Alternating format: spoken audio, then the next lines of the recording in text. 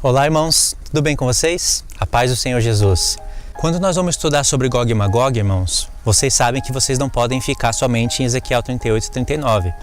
Vocês sabem que tem que ir para o livro da lei, que tem que estudar um pouco de história e geografia, como eu falei no último vídeo. A gente também tem que dar importâncias para profetas menores, como Naum, Abacuque, Sofonias, Obadias, Joel. Eu tenho mostrado isso já em alguns vídeos e os irmãos têm notado grande conexão.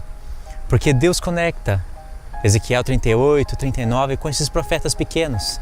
Hoje eu fiz algumas anotações aqui nesse caderno sobre o profeta Sofonias.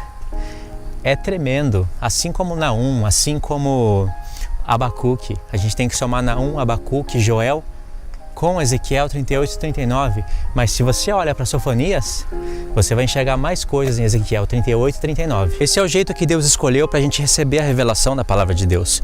Quanto mais profeta, mais luz você vai ter sobre o assunto. Eu digo isso porque tem irmãos que acreditam que Gog e Magog acontece somente depois dos 1000 anos, por causa de Apocalipse 20. Então alguns irmãos ficam confusos, outros acreditam que é somente antes, e alguns acreditam que é antes e depois. A palavra de Deus traz a resolução para essas coisas. Basta a gente atentar para a palavra de Deus, basta a gente somar os profetas. Quando você vê irmãos ensinando sobre Gog e Magog, e você não vê os irmãos usando Naum, Abacuque, Obadias, Joel, olhando para o livro da lei, para os filhos de Noé, para contextos históricos, pode ter certeza que aí vai ter coisa errada, vai estar faltando coisa.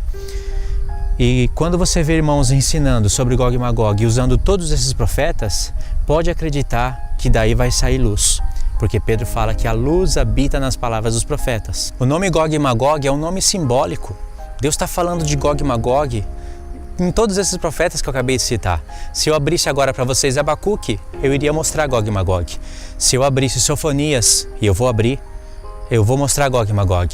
Se eu abrisse Naum, eu iria mostrar Gog e Magog. Se eu abrisse no livro de Gênesis, vocês iriam ver escrito Gog e Magog. Quer dizer, Magog, né? Gog não iria estar ali. O que eu quero dizer é que não é somente aonde está escrito Gog e Magog que Deus está falando de Gog e Magog.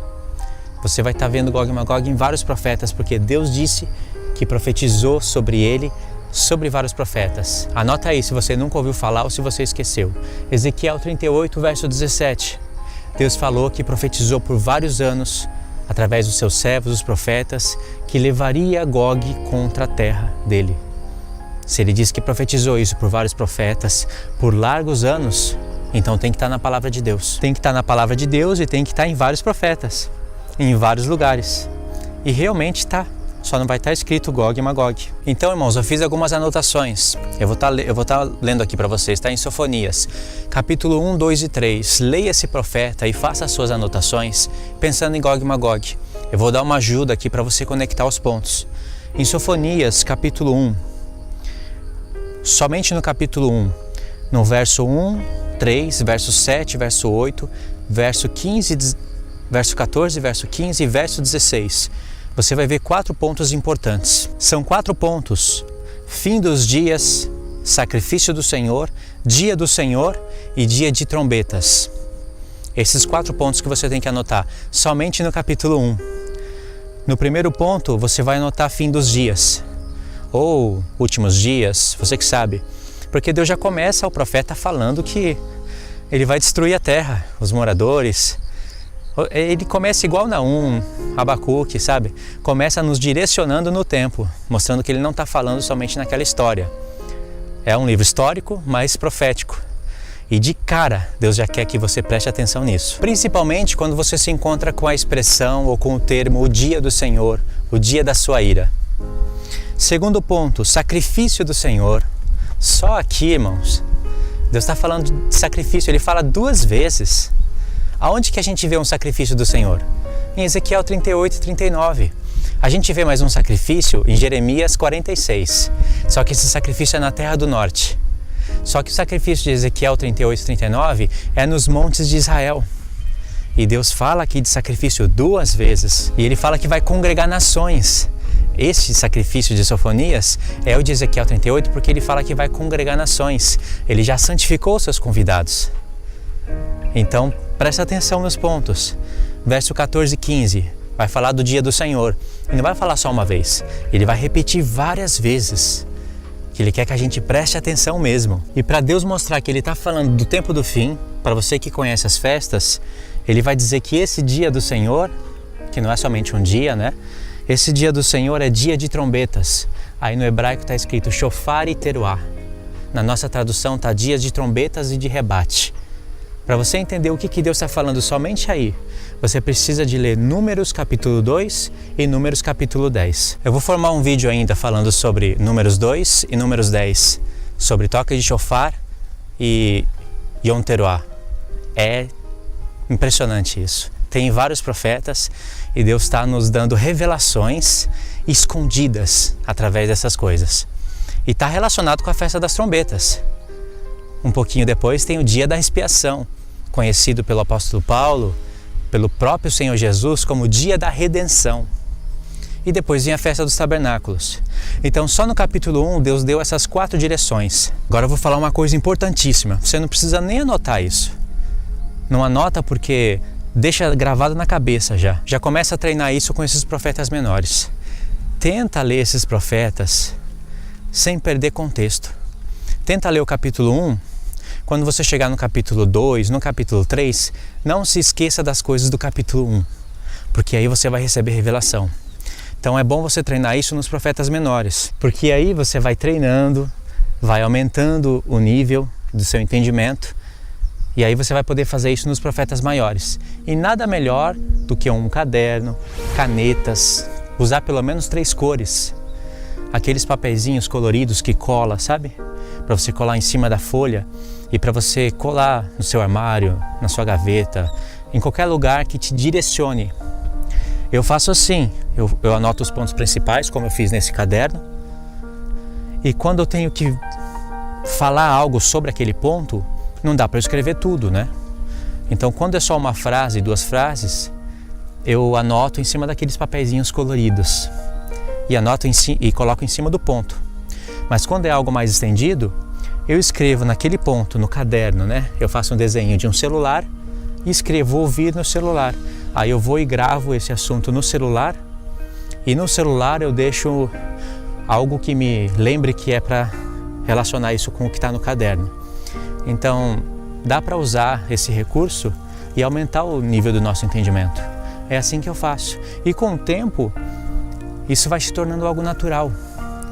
Isso é um dos métodos de estudo eficaz da Palavra de Deus. O profeta Sofonias é um profeta maravilhoso, assim como Naum e Abacuque.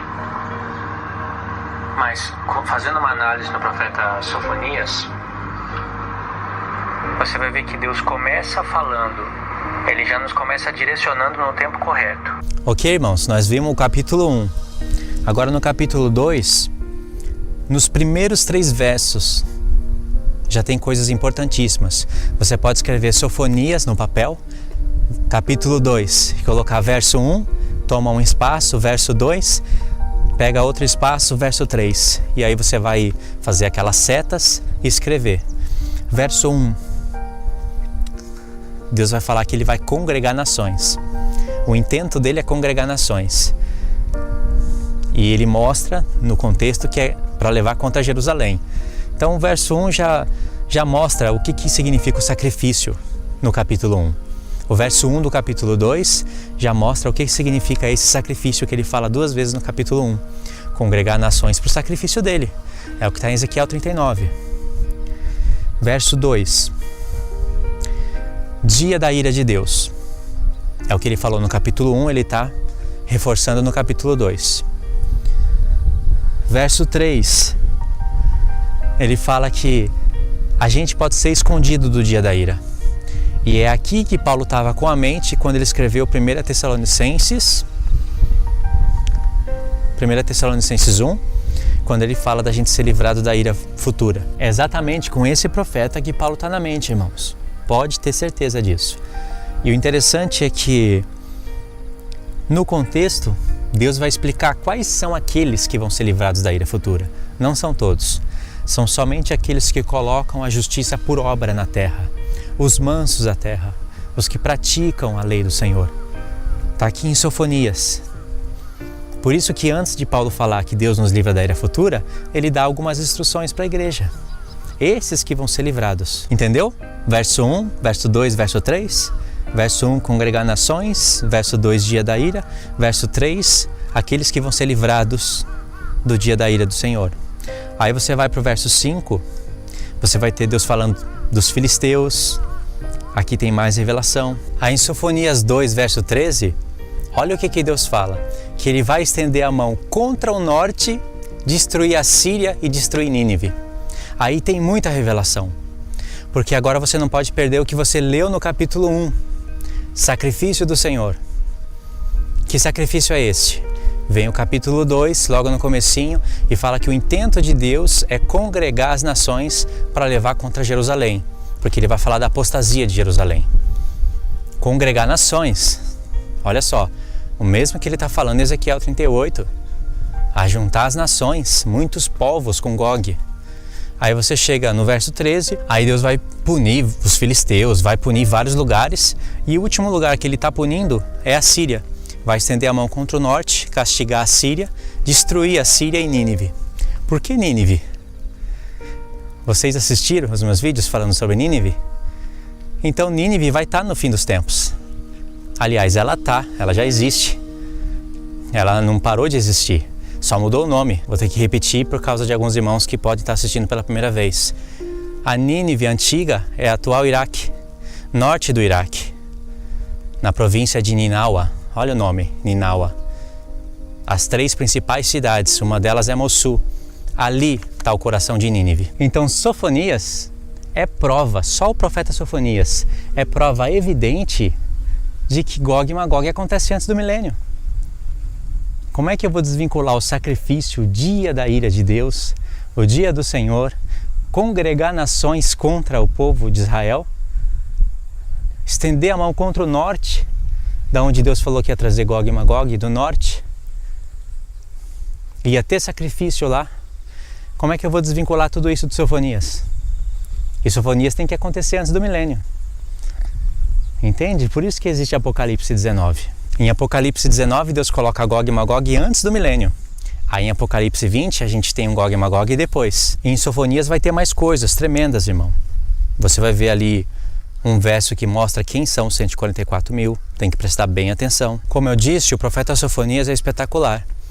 E se você liga ele com Naum, com Abacuque, aí você fazendo essa ligação, sem perder os contextos, as palavras-chave que Deus usa, levando para Ezequiel 38, 39, poxa, você vai enxergar isso de maneira tremenda. Vai dar gosto ler a palavra. Pessoas vão sentir prazer em te ouvir, porque você vai estar falando algo conexo, algo onde tudo se encaixa perfeitamente, algo coerente. E não vai ter pergunta que você não consiga responder. Claro que pode surgir uma ou outra pergunta que ali naquele momento você não tem a resposta, mas a maioria das perguntas você vai poder responder. Isso é tremendo. Então Deus vai fazer que através de você, muitas outras pessoas tenham sede da palavra de Deus, tenham vontade de ler e estudar os profetas e fazer a soma. Não ficar olhando só para Ezequiel 38 e 39 com Gênesis. Não é assim que se estuda sobre o assunto. Aí você fica limitado, né? Ok, irmãos? Era isso daí que eu queria deixar para vocês. O que vocês aprenderam hoje no vídeo? A soma dos profetas. Isso eu falo em vários vídeos, é claro. Mas vocês aprenderam a ler o capítulo 1, o capítulo 2, o capítulo 3, sem esquecer do capítulo 1. Então a melhor maneira é anotando as palavras-chave, as perguntas, destacando frases com cores, né? Faça uma organização usando pelo menos 3 cores. Aí vocês vão chegar no capítulo 3, no capítulo 4, sem perder o que foi escrito no capítulo 1. Aí você vai ter a revelação. E você aprendeu também que o profeta Sofonias está intimamente ligado com Ezequiel 38 e 39, através das palavras dia do Senhor, sacrifício, terra do norte, a Síria. Tinha mais coisas para falar. Por que a Síria? A Síria é o império que tinha caído. No tempo de Paulo, a Síria já tinha caído. Como que Deus vai estar falando da Síria em um contexto em que Ele está nos ensinando que é o tempo do fim? Outra coisa para se meditar, ok? Esse vídeo eu vou finalizar aqui, tá bom? Deus abençoe a sua vida em nome do Senhor Jesus. A gente se vê no próximo vídeo.